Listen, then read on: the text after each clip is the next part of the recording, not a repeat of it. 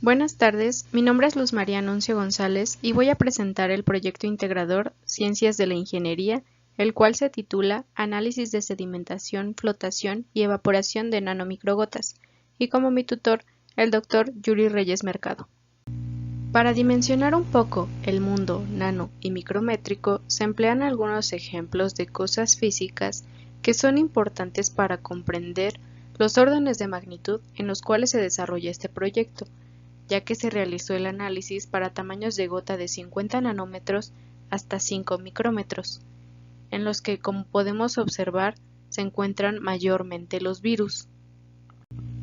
Actualmente, se sabe que un mecanismo de transmisión de virus, incluyendo el COVID-19, es a través de las gotas. Cuando alguien habla, tose o estornuda, expele gotas de muchos tamaños, tanto grandes como pequeñas, que no siempre sedimentan, sino que también pueden difundirse y evaporarse.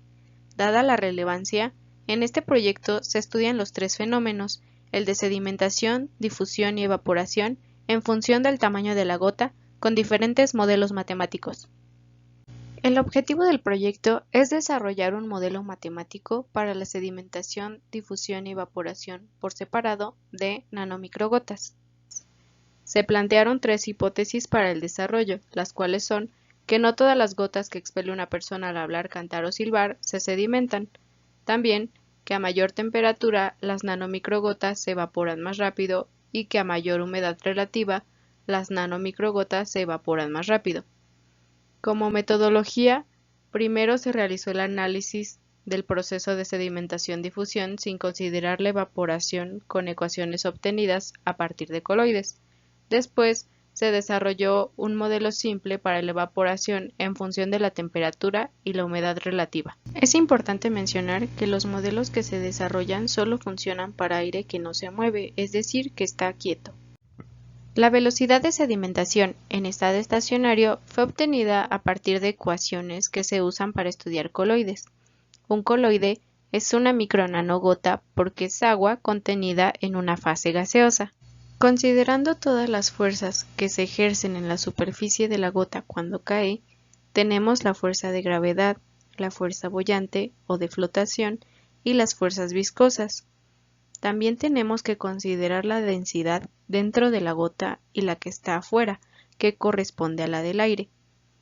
A partir del equilibrio de fuerzas que se ejercen en la gota, se llega a la ecuación de velocidad.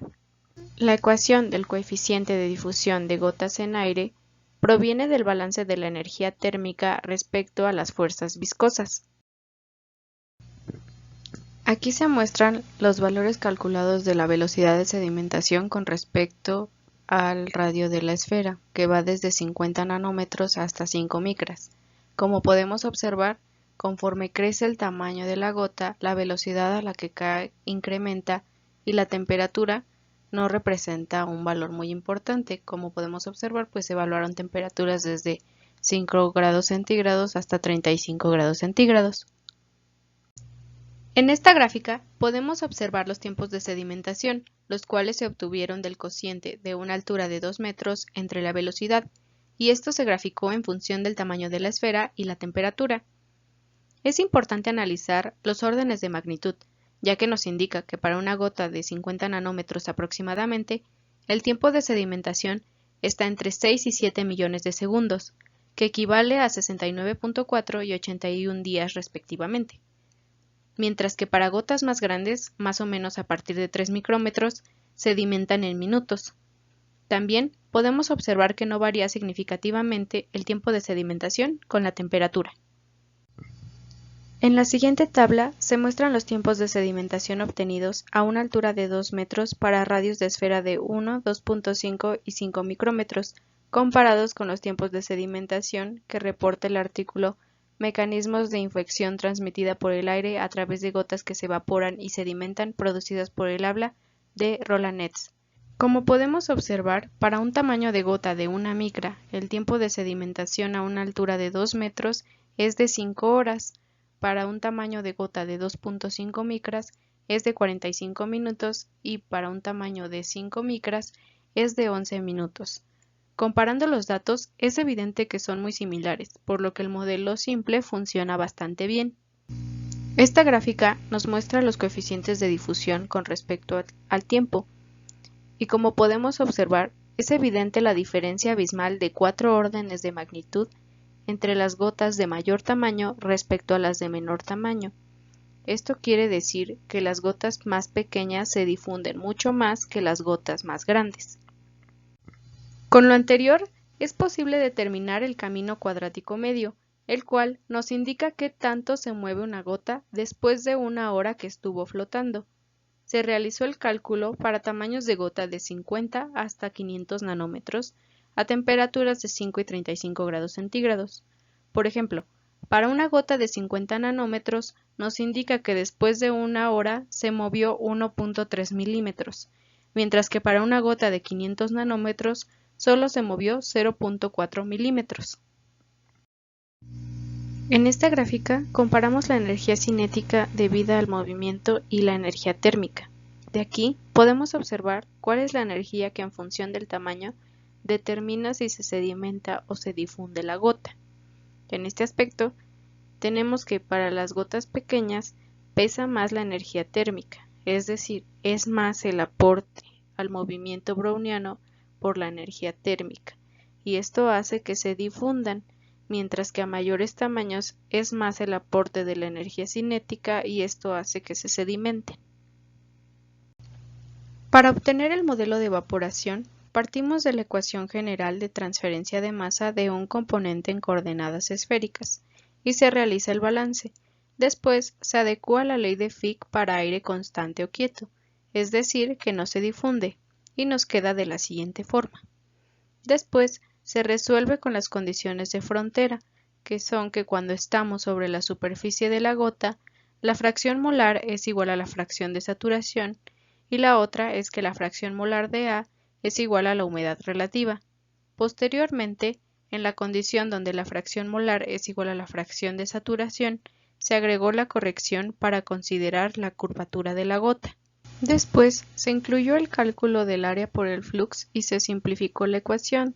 Luego se cambiaron las fracciones mol para dejarlas en función de la masa y finalmente llegamos a la ecuación del tiempo de evaporación en función de la humedad relativa, que se muestra a continuación.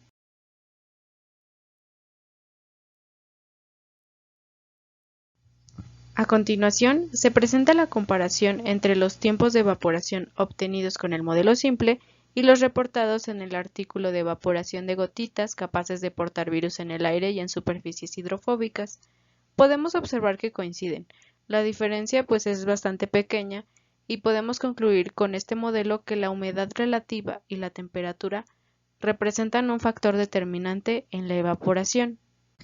En esta gráfica se presentan los tiempos de evaporación calculados con el modelo a 5 y 35 grados centígrados, con una humedad relativa de 0.75.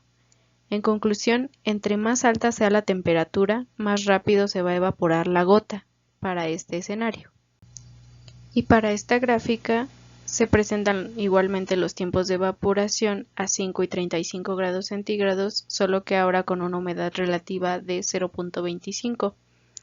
En conclusión, para este escenario, entre más alta sea la temperatura, más rápido se va a evaporar la gota y la humedad relativa representa un factor determinante en la evaporación, más que la temperatura. Finalmente, de las 3 hipótesis que se plantearon inicialmente, solo 2 fueron correctas. Estas son que no todas las gotas que expele una persona al hablar, cantar o silbar se sedimentan. También pudimos observar que en el caso de las de menor tamaño se difunden. La segunda es que a mayor temperatura las nanomicrogotas se evaporan más rápido. Y la tercera, pudimos comprobar que realmente es al revés. A mayor humedad relativa, las nanomicrogotas se evaporan más lento.